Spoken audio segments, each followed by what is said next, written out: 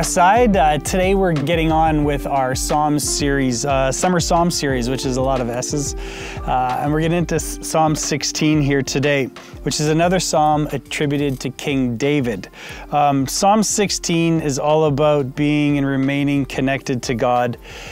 And God is our source of life, and David really understands that God is his source of life, and he's deeply connected to God, and that's what we're going to hear in Psalm 16. And I'm just going to pick up Psalm 16 in verse 7, and we're going to go through verses 7 to 11.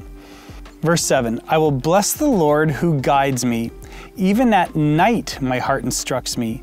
I know the Lord is always with me. I will not be shaken, for he is right beside me.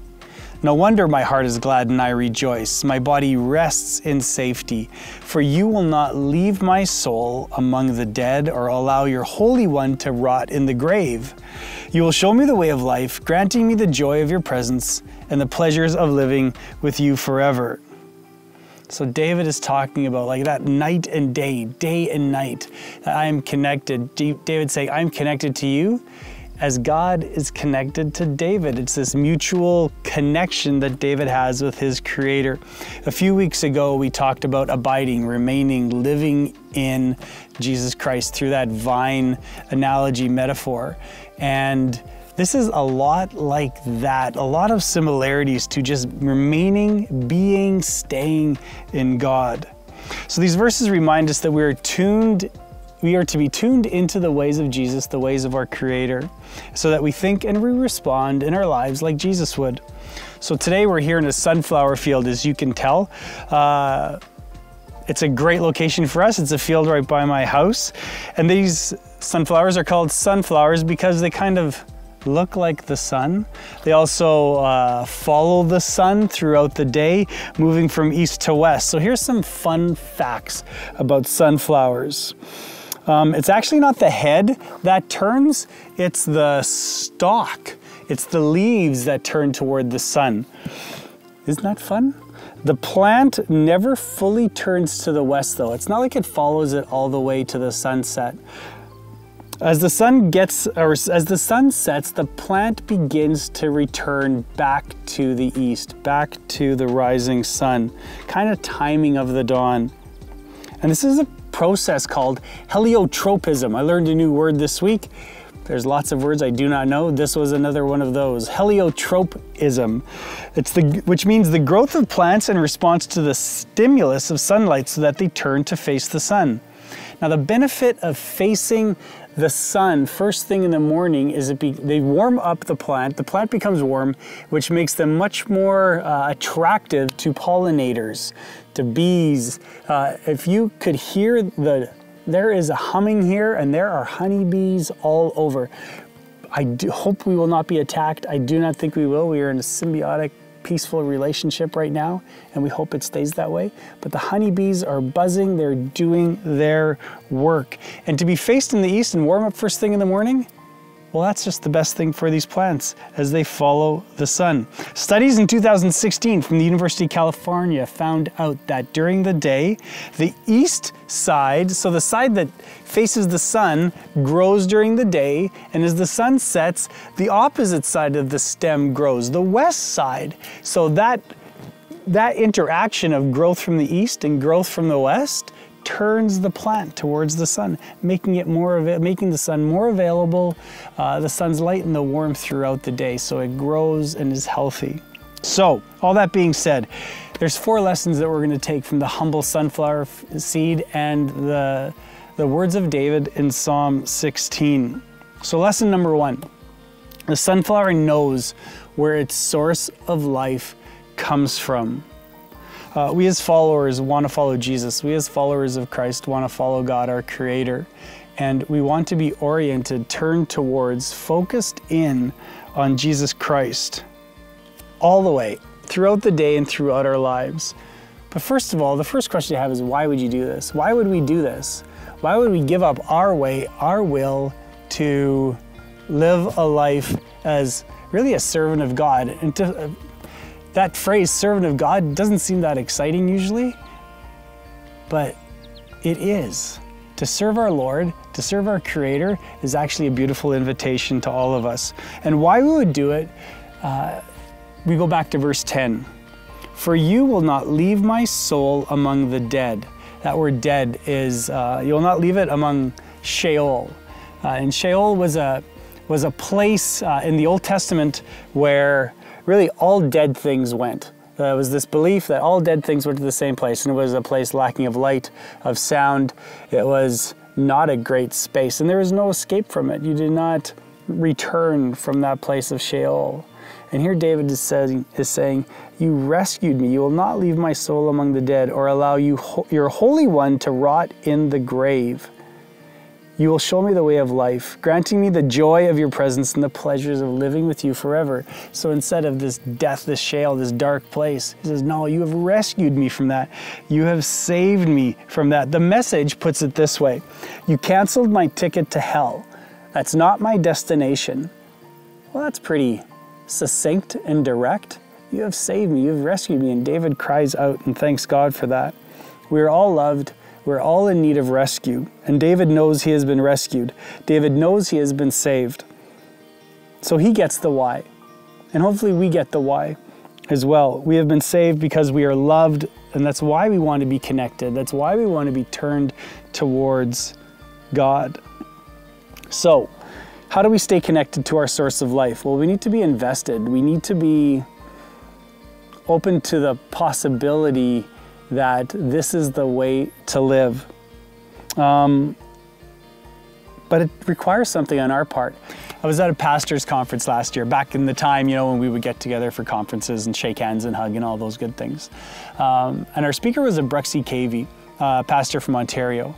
And he likened our relationship often we view our relationship with Jesus as,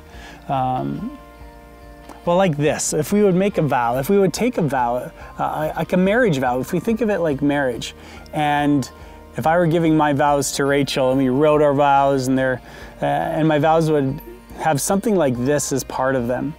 It would be, I promise to love you just enough that you won't abandon me, that you won't leave me. What's the bare minimum that I could do to keep this relationship going? I think often we think of our relationship with Christ that way. We may not articulate that or say it, but that's kind of how our life plays out. What can I do just barely to keep this going? As opposed to, I need to invest. I need to invest in this relationship. So here's some things we can do to keep ourselves oriented, invested towards God. And I thought of this, the movie or the book, Eat, Pray, Love. So let's go read, pray, love. So the first part is read. Like, to get into the Word, just read the Bible and listen to what God is telling you through it. And again, the Bible can bring up more questions than answers, but if you're not in it, you won't have the right questions or understand how to ask those questions. So first part is read. And some of you I know are already saying, I don't read. Been part of it. Well, part of small groups where people say, don't read, can't do a book, have to watch something. Well, here's the beauty of it. You just have to listen. Go listen, pray, love.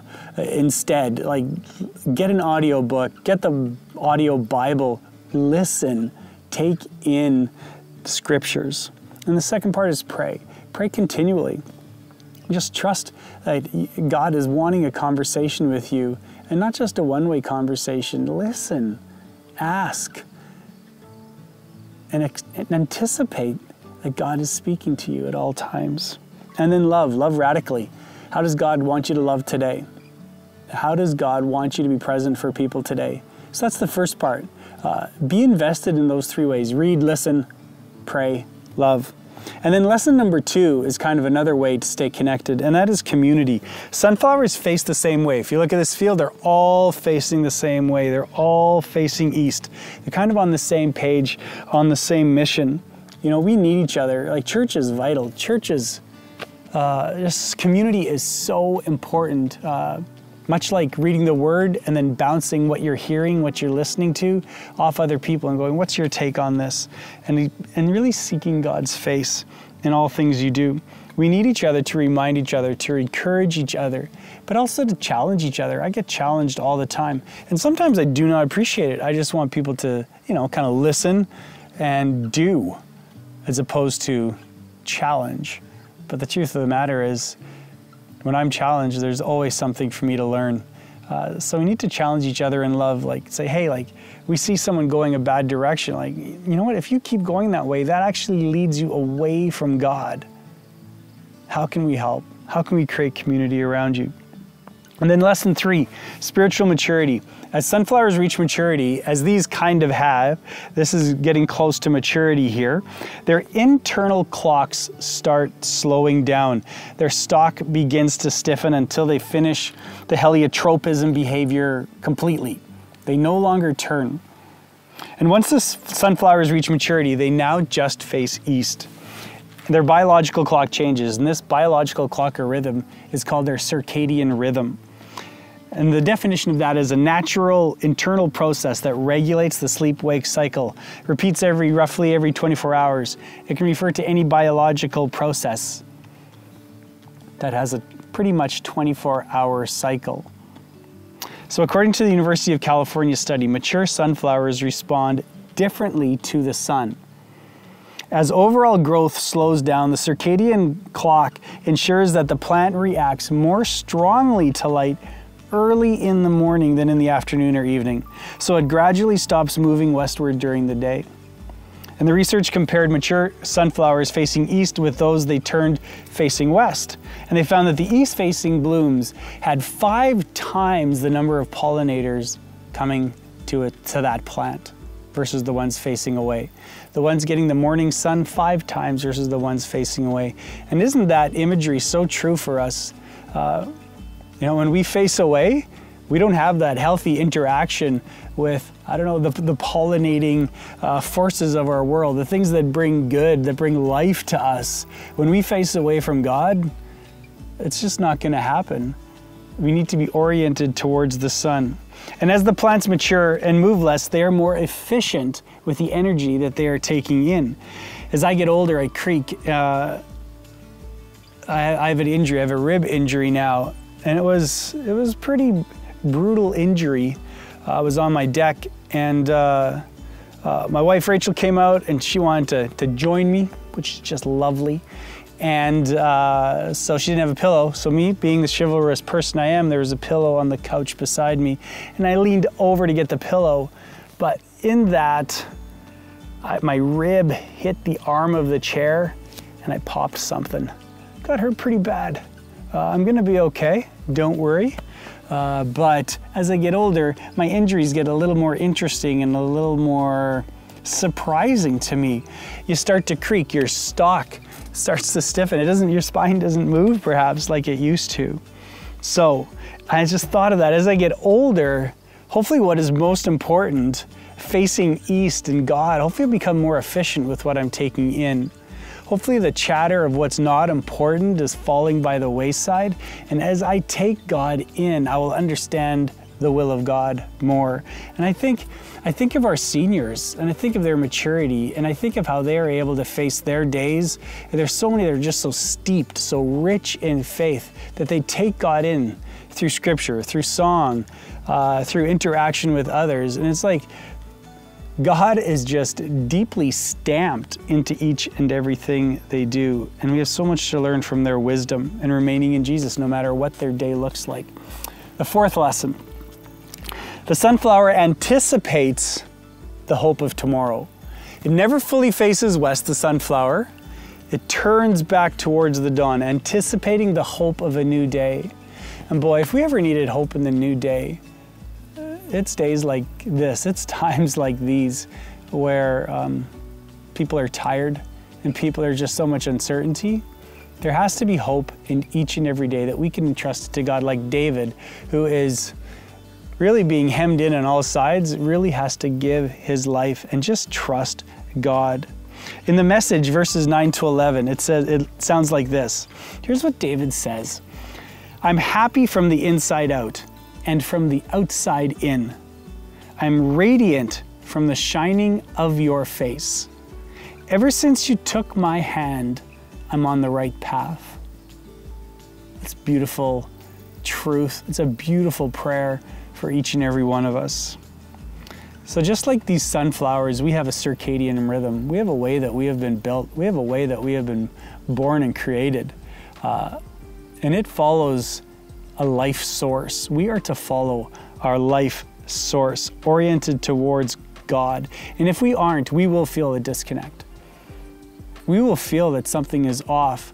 And if you don't feel, if you're not connected to God and you don't feel something's off, I'm going to pray that there's just a work that is done, that you start to understand how amazing you are, how you are created by God, and how God has offered forgiveness for you and has given all of us, all of his people, his church, a mission.